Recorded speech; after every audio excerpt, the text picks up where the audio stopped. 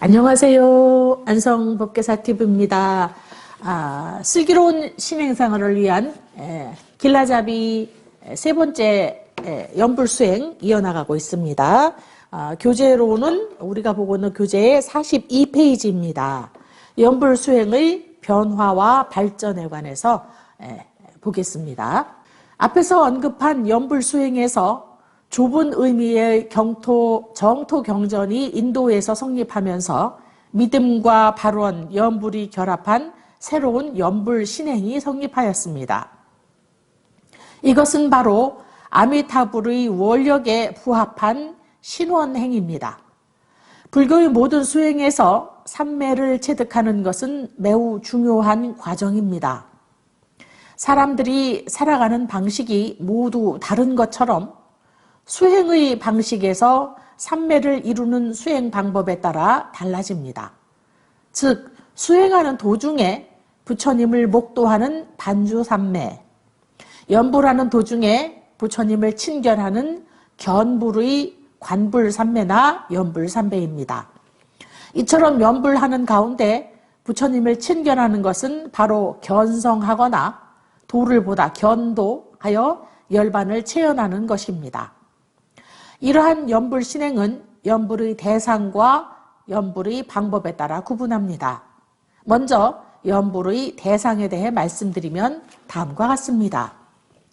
열반에 도달하는 연불 신행이 시대가 흐르면서 연불의 힘만으로도 고통스러운 사바세계를 벗어나 아미타불께서 종생들을 위해서 건립한 즐겁고 수행의 조건이 최적의 상태인 극락세계에 태어나고자 하는 중생들의 염원이 더욱 간절해졌습니다.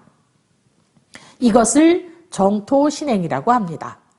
정토신행은 402년 중국의 독림사에서 반주 삼매경에 의거해서 백년결사라는 연불결사가 출발한 것을 기점으로 대성행하게 됩니다.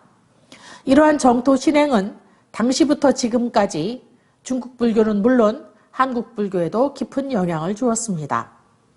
정토연불이 성립하는 근거를 함께 읽겠습니다. 사리부리여, 극락국토에 태어나는 종생들은 모두 보살도에서 결정코 물러나지 않는 이들이며 그 가운데 이번 생을 마치면 성불하는 이들도 그 수를 헤아릴 수 없나니 다만 한량 없고 가 없는 아승기겁 동안 말해야 가능하다.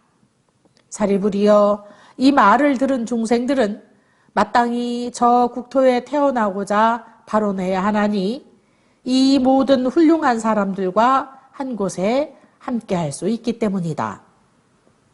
사리부리여, 적은 선근과 복덕의 인연으로는 저 국토에 태어날 수 없다. 사리부리여, 어떤 선남자, 선여인이 아미타불에 대한 말씀을 듣고 그 이름을 잊지 않고 진이돼 하루나 이틀, 사흘, 나흘, 닷새, 엿새, 이래 동안 일심으로 흐트러지지 않으면 그 사람의 목숨이 다할 때 아미타불께서 모든 거룩한 대중과 함께 그 앞에 나타나신다.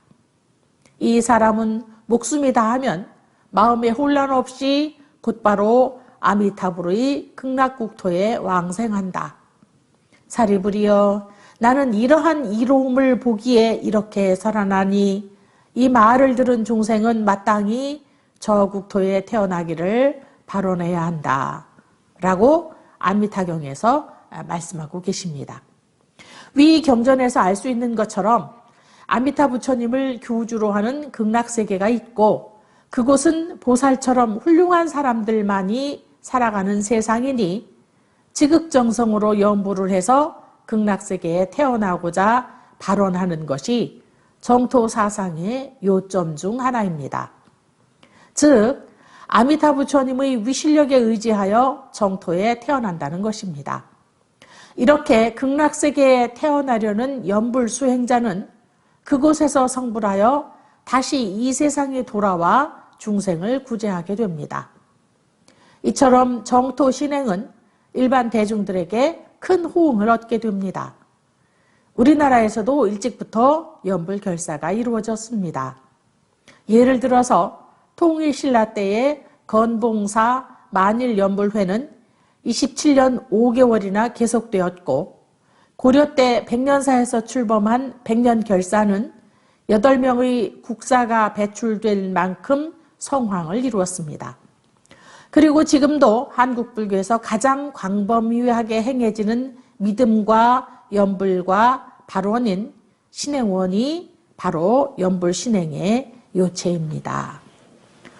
두 번째는 관세음보살 연불. 우리 보통의 일반의 불자님들께서 가장 많이 하는 연불이 바로 관세음보살 연불이지요. 그러면 이제 관세음보살 연불은 에 관한 내용을 읽어보겠습니다. 여러 보살 가운데 특히 관세음보살님은 중생을 고통으로부터 구해주는 대표적인 구원자입니다. 실제로 한국불교에서 가장 널리 행해지는 연불이 관세음보살 연불이라 할 수 있습니다. 앞서 소개한 정토 연불과의 차이점은 관세음보살 연불은 내생의 극락세계에 태어나기 위한 것이 아니라 지금 현생에서 겪는 각종 괴로움을 소멸시키는데 그 목적이 있다는 것입니다. 관세음보살 연불이 대중의 큰 호응을 받는 이유도 여기에 있습니다. 자, 경전 구절을 읽겠습니다. 선남자여, 만일 한량없는 백천만억 중생이 모든 괴로움을 받을 때 이 관세음보살의 명호를 듣고 일심으로 부르면 관세음보살이 즉시 그 음성을 듣고 모두 해탈을 얻게 합니다. 라고 법화경 관세음보살 보문품에서 소개하고 있습니다. 다음은 이제 아미타불 연불 그리고 관세음보살 연불 다음으로 많이 하는 연불이 바로 지장보살 연불이지요. 여기에 관해서 이어집니다. 지장보살님은 모든 중생이 성불할 때까지 성불하지 않겠다라는 서원으로 유명합니다. 지장보살님은 주로 지옥에 태어나는 악업 중생들을 구제할 뿐만 아니라 현세에서 각자의 원력을 성취시키는 구원자이기 때문에 돌아가신 영가를 위해서나 여행을 할 때, 아기를 낳을 때 지장기도를 많이 합니다. 정토 연불과의 차이점은 지장보살 연불은 천상에 태어나는 이익도 있지만 지옥의 중생을 극락세계에 왕생하게 하는 것이라는 점입니다. 그러면 경전 문구, 지장경 문구를 소개하겠습니다. 만일 미래 세상에 선남자 선여인이 지장보살의 명호를 듣고서 찬탄하고 우러러 경배하고 명호를 부르고 공양을 올리고 형상을 그리거나 조각하고 도금하면 이 사람은 마땅히 100번을 거듭해서 33천에 태어날 것이며 영원히 악도에 떨어지지 않을 것입니다. 라고 지장경에서 소개되고 있습니다. 여러 무덤에 아미타 연불, 관세음보살 연불, 지장보살 연불을 열심히 수행하여 극락에 왕생하거나 고통을 소멸시키거나 소원을 성취하는 등의 이적을 수없이 전해지고 있습니다. 여기에서는 소개를 생략하니 궁금하신 분들은 관련 서적을 살펴보시기를 권하고 있습니다. 이 외에도 많은 연불 방법이 있습니다. 개인적인 소원 성취를 위해서는 화엄성중, 산왕대신, 용왕대신, 조왕대신 등 호법선신들을 부르기도 합니다. 유의해야 할 점은 각자의 자신의 성향과 상황에 적합한 불보살과 신장들을 선택해서 연불 수행을 해야 한다는 것입니다. 라고 소개하고 있습니다. 우리 생활불교 신행도량 법계사에서는 여기 지금 연불 수행의 대표적인 바로 아미타불 연불, 관세음보살 연불, 그리고 지장보살 연불을 소개했는데요. 우리 법계사는 대웅전은 물론 서가모니 부처님을 본존으로 하고 있습니다. 우리 설법전 청운당의 본존불은 아미타 부처님입니다.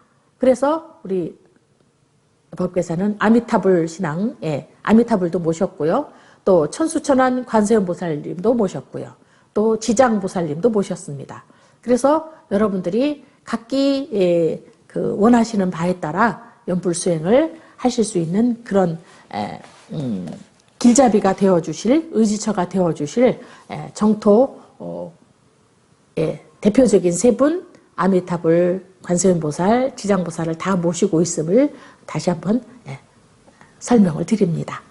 네, 여기는 안성법계사이고요. 다음에 이어나가겠습니다. 마하반야 바라밀